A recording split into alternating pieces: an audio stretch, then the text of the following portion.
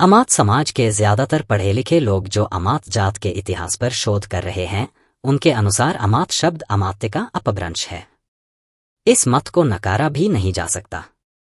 योग्य होने पर किसी भी जात का व्यक्ति अमात्य बन सकता था, लेकिन इतिहास देखे तो ज्ञात होता है कि कुछ अवसरों को छोड़ दिया जाए तो अमात्य पद के लिए सामान्यतः ब्राह्मण और क्षत्रिय को ही प्राथमिकता दी जाती थी।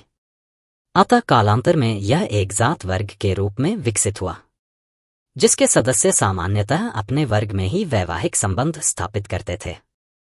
चाणक्य और उनके द्वारा उद्धृत चिंतकों ने अमात्यों के लिए अनेक गुण विहित किए हैं, किंतु सभी ने अभिजात्य गुण को आवश्यक बताया है, जैसे जिसके पिता और दादा अमात्य रहे हों।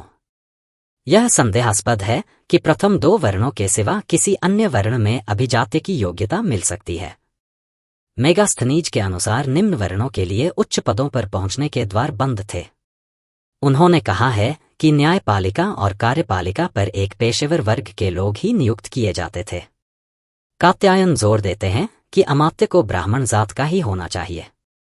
अमात्य का अर्थ मंत्री होता है, जो मंत्रण से बना है।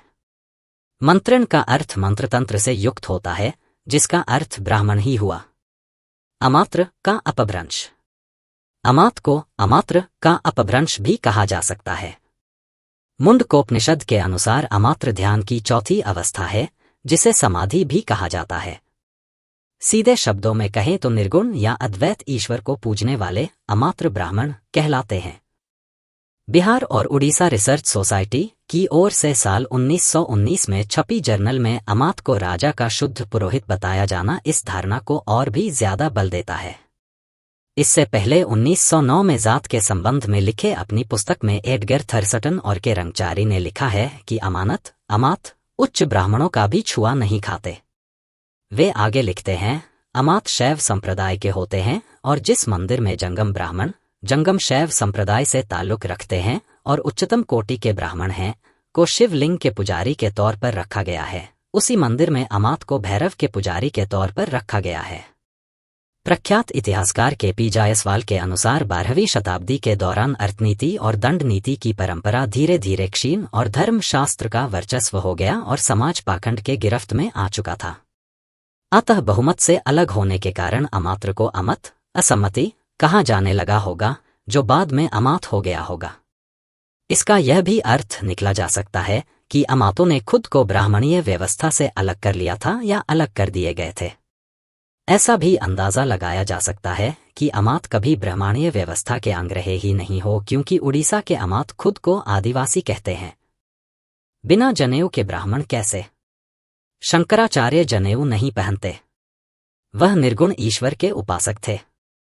अतः यह कहना कि जनेऊधारी ही ब्राह्मण हो सकते हैं बिल्कुल गलत है।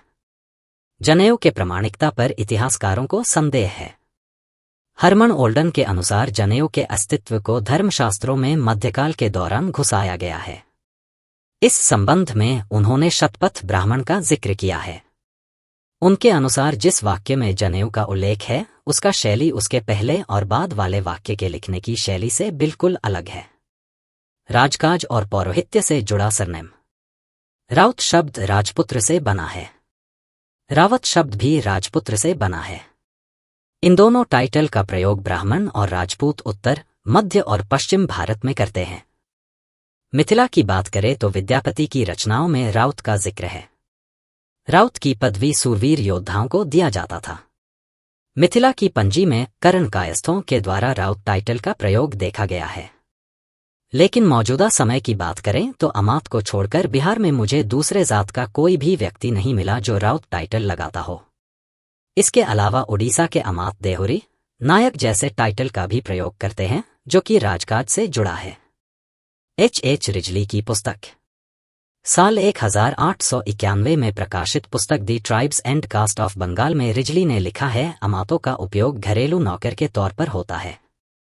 इस कारण कुछ लोग अमात को ब्राह्मण कहे जाने का विरोध करते हैं, लेकिन ऐसा सोचने से पहले उन्हें उक्त पुस्तक का प्रस्तावना पढ़ना चाहिए, जिसमें उन्होंने साफ साफ लिखा है कि ज्यादा काम और समय के अभाव के कारण कुछ जातियों के ब्यौरा में त्रुटि हो सकती है। ब्राह्मण और भूमिहारों का उपयोग भी घरेलू नौकर के तौर पर होता रहा है। इसका यह मतलब तो नहीं कि वे ब्राह्मण या भूमिहार नहीं रहे। आरक्षित हैं आतो ब्राह्मण नहीं। ऐसा सोचना पूर्णतः गलत है। ब्राह्मणों के कई संप्रदाय ओबीसी लिस्ट में हैं। उत्तर प्रदेश के नौटियाल ब्राह्मणों को तो अनुसूचित जनजाति की लिस्ट में डाल दिया गया है। अब तो आरक्षण के दायरे में सभी जात हैं। राम से संबंध। थरसटन और रंगचारी ने लिखा है कि मान्यता के अनुसार अमात लोगों के पूर्वज अयोध्या के राजा श्री राम के अमात्य के वंशज हैं। क्षत्रिय का पेशा। अमात, अमानत, अमौत, अमातियां और अमायत सभी एक ही जाति है। जगह और भाषा के प्रभाव के कारण इनका उच्चारण थोड़ा अलग अलग हो रहा है। क्षत्रिय के पेशा से जुड़े होने के कारण अमातिया लोगों ने खुद को राजपूतों की एक शाखा बताते हैं। अमौत खुद को खंडायत भी कहते हैं। अमौत, अप्लस मौत, अर्थात जिसकी मौत न हो। अपनी बहादुरी के कारण इन्हें युद्ध में हराना काफी मुश्किल रहा होगा, अतः इन लोगों को अमौत कहा जाने लगा होगा। हो सकता है कि कुछ लोग अमात को अमात्य अमात्र का अपभ्रंश मानने से इनकार करें।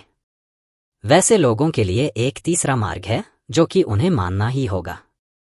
अमात को और मात प्लस मात के मेल से बना कहा जा सकता है, जिसका अर्थ हुआ जिसे मात न दिया जा सके, अर्थात क्षत्रिय। निष्कर्ष। अगर अमात अमात्य का अपभ्रंश है तो वह ब्राह्मण या क्षत्रिय हुए। अमात्र का अपभ्रंश है तो उच्च कोटि के ब्राह्मण हुए। इन दोनों थ्योरी के गलत होने की सूरत में भी जो तीसरी संभावना है वह अमात को क्षत्रिय ही सिद्ध करती है। लेकिन कई किताबों में अमात को पुरोहित बताया गया है, जिससे उनके ब्राह्मण होने संभावना ज्यादा है। प्रमाण और उदाहरणों को देखते हुए यह कहा जा सकता है कि अमात मूलतः ब्राह्मण हैं, राजकाज से जुड़े रहे हैं और भूतकाल में श्रेष्ठ लड़ाका रहे हैं। ब्राह्मणों के जिस लड़ाका कौम की बात भूमिहार खुद के लिए करते हैं, वास्तव में उस कौम से संबंध अमातों का है। नोट: सन 1920 में अमातों की जनसंख्या बिहार प्लस उड़ीसा मिलाकर 65,000 के करीब थी।